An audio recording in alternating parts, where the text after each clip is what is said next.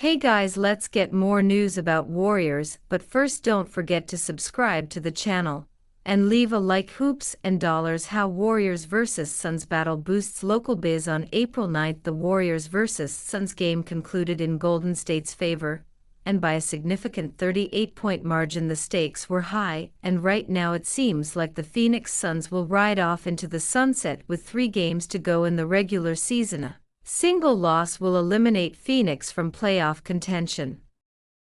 Moreover, due to the specifics of the current standings, a single win from the Dallas Mavericks, recently bereft of Luka Doncic, will also eliminate the Suns. To make matters worse, Phoenix's next game is against the Oklahoma City Thunder, and OKC is the first seed in a Western Conference that is historically competitive and packed with talent. So to recap, things aren't looking good for the Suns. However, no matter which way, high stakes matchups like the Golden State Warriors vs Phoenix Suns go. The local economy benefits. Here's how. Sure, every sport has its stars, but the National Basketball Association, NBA in particular, is a star-driven league. An unfortunate ankle injury prevented fans from witnessing Kevin Durant, but Stephen Curry made a good showing with 25 points despite a slump in three-point shooting percentage. Star power translates into tickets, tickets translate into crowds, and those crowds do what all other crowds of sports fans do: buy hot dogs, down beers,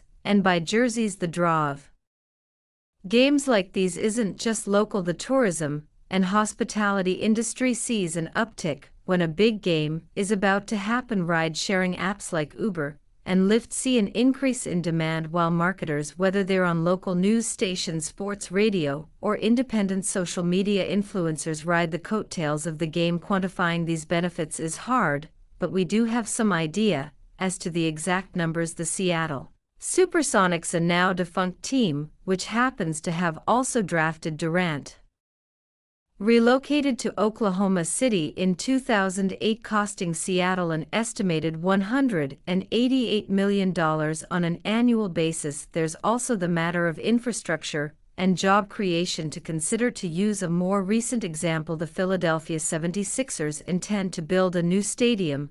While the project has run into several issues, that's beside the point. What's of interest to us is the fact that an economic study done by the city pointed out that the project would result in some $390 million in new tax revenue. NBA great predicts a postseason first for LeBron James and Stephen Curry. The Golden State Warriors and Los Angeles Lakers have both had late-season surges since acquiring new players in February. It's why NBA great Magic Johnson thinks the teams are on pace to meet in the Western Conference Finals next month. Here's what he posted on X: I predict that if the Warriors and the Lakers end up in opposite brackets, they'll be playing each other in the Western Conference Finals. It'll be must-see TV in the East and the West.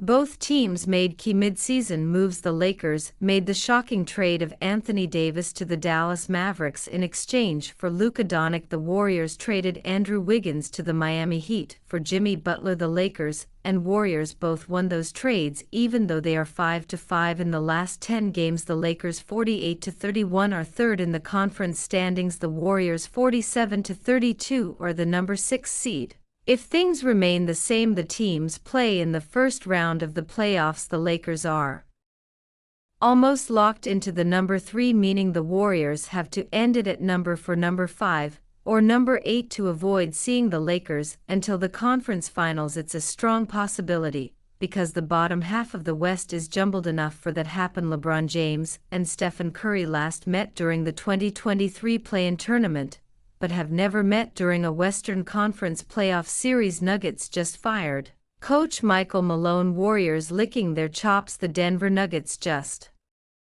executed what can only be described as the front office equivalent of trying to perform heart surgery while skydiving. With 3 games left before the playoffs, they've fired head coach Michael Malone and GM Calvin Booth. This isn't just a personnel change, it's basketball organizational malpractice that makes the Chernobyl control room look like a model of careful decision-making. The timing defies all logic. The Nuggets sit at 47-32 firmly in the Western Conference's 4 seed with legitimate Championship aspirations. Remember, this is a team that hoisted the Leary O'Brien Trophy a mere 2 seasons ago, with Malone orchestrating the symphony. That championship banner isn't even old enough to have collected dust. Meanwhile, in Warriors land, Steve Kerr continues his steady leadership into year 11 with the organizational support that treats championship DNA like the precious resource it is. The contrast couldn't be more illuminating. One franchise understands the architecture of greatness, the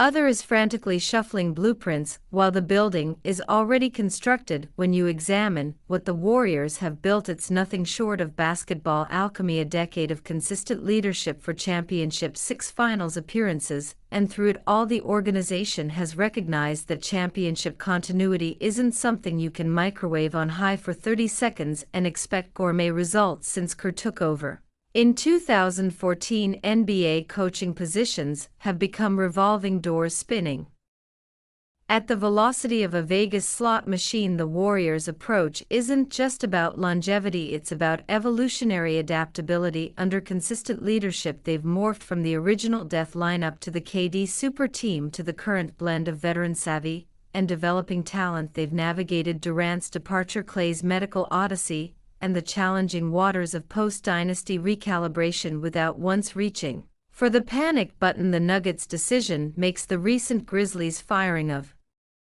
Taylor Jenkins look downright rational. By comparison, Denver is essentially saying, "We have a 3-time MVP playing at a supernatural level. Hey, you know what would really help? Completely disrupting the team's leadership. It's like deciding to rewire your house's electrical system while hosting a dinner party." Malone's apparent crime, perhaps failing to maximize a roster that features Nikola Jokic, who just dropped 41-15-13 against Indiana.